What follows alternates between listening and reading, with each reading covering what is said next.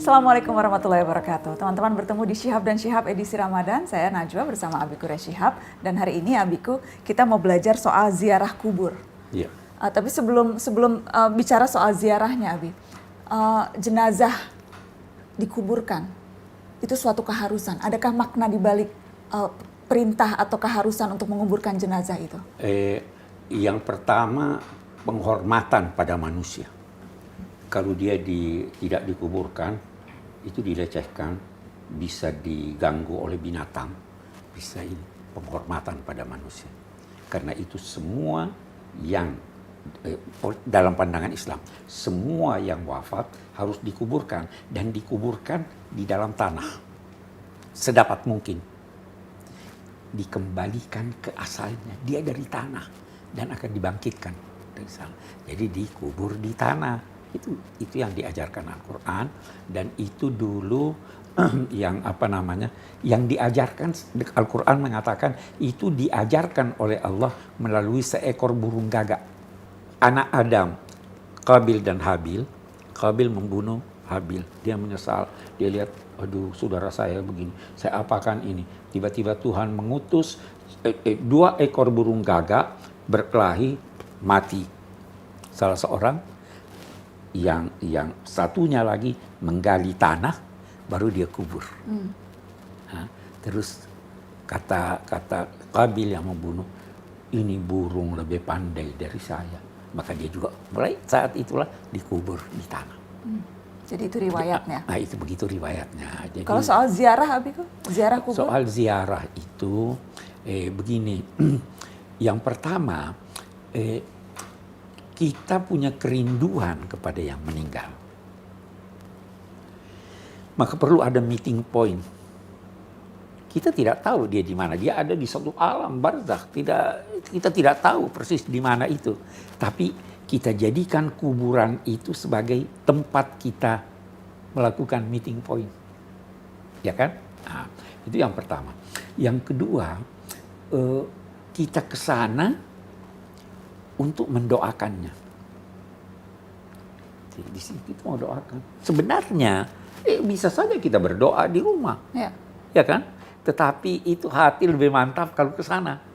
Nah, jadi kuburan itu lebih banyak sebenarnya tertuju pada manusia yang hidup daripada yang mati. Karena yang mati bukan di jeruk purut sini, ya toh, dia ada di alam barzakh. Tapi kita perlu untuk datangi dia, kita perlu untuk berdoa. Nah, pada awal masa Islam, Nabi melarang pergi ziarah ke kubur. Karena apa? Orang-orang mengkeramatkan kubur dan meminta pada yang dikubur. Kata Nabi, tidak. Kamu pergi mendoakan dia. Kamu mengenang kebaikannya. Tapi kalau mau minta, jangan di sini. Minta kepada Tuhan.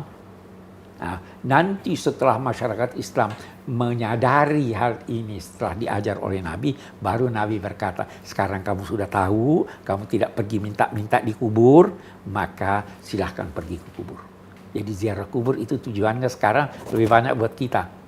Sebenarnya kalau mendoakan dari rumah, bisa dari mana saja. Dari mana saja, tapi untuk ini. Ya. Dan kemudian itu menjadi tradisi selama bulan Ramadan di Indonesia, kerap kali sebelum dan pada saat Lebaran datang untuk berziarah kubur. Itu lebih ke bagian dari tradisi. Sebagian dari tradisi sih ya. Kita di Indonesia ziarahnya sebelum sebelum Ramadan. Kalau di Mesir itu pada hari Lebaran. Hari Lebaran. Di sini juga kadang-kadang hari Lebaran, hari kedua. Itu tradisi. Sebenarnya mendoakan di mana saja bisa. Di mana saja bisa. Itu sampai insya Allah kepada. Dan apalagi konteksnya sekarang ketika kita diminta untuk tidak beraktivitas di luar rumah, maka tidak usah kecil hati ya, Bi? Oh, sama sekali tidak. Kita berdoa dari rumah, kita kirim Fatihah, kita kirim doa.